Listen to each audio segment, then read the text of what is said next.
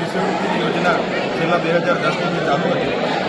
એ યોજનાને 28/10/2024ના રોજ ગુજરાત સરકારે પરિપત્ર બહાર પાડી દીધું। એ યોજના બંધ કરવામાં આવી છે, જેના લીધે બીએસસી નર્સિંગ હોય, જીએનએમ નર્સિંગ હોય, તમામ પ્રકારના 60,000 વિદ્યાર્થીઓને આમાં અસર થઈ છે, જે લોકો સ્કોલરશીપની ભરતી કરવાના છે। અને આ વિદ્યાર્થીઓને અનેક જે કોલેજો હતી જેમણે મેનેજમેન્ટ કોટામાં એડમિશનો આપ્યા હતા, એમણે પણ રિટર્ન ડોક્યુમેન્ટ આપીને એમના એડમિશનો રદ કરી દેવામાં આવ્યા છે।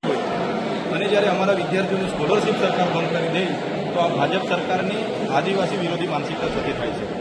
અમે કહેવા માંગીએ છીએ, આ એમનો આદિજાતિ વિકાસ વિભાગનો પરિપત્ર 28 ઓક્ટોબરે બહાર પાડ્યો છે, રદ કરવામાં આવે અને પોસ્ટ મેટ્રિક શિષ્યવૃત્તિની યોજના પુનઃ ચાલુ કરવામાં આવે એવી અમારી માગણી છે। જો ચાલુ નહીં થશે, દિન 5 પછી અમે તમામ જિલ્લા કક્ષાની આદિજાતિ વિકાસ કમિશનરની ઓફિસોને તાળાબંધી કરીશું। દિન 10 પછી ફરી અમે ગાંધીનગર આવીને બિરસા મુંડાને તાળાબંધી કરીશું અને સચિવાલયનો પણ અમે ઘેરાવો કરીશું।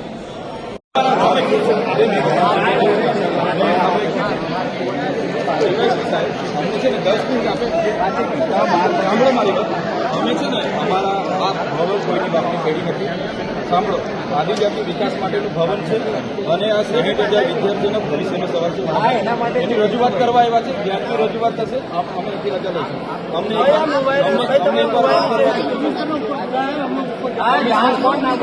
તમે કમિશનર સાથે વાત કરો, અમે મળ્યા વગર હજુ નીકળવાના નથી। ના, મારું કામ છે, મારું ઓફિસે તો આવ્યા છે, એના માટે આવ્યા છે।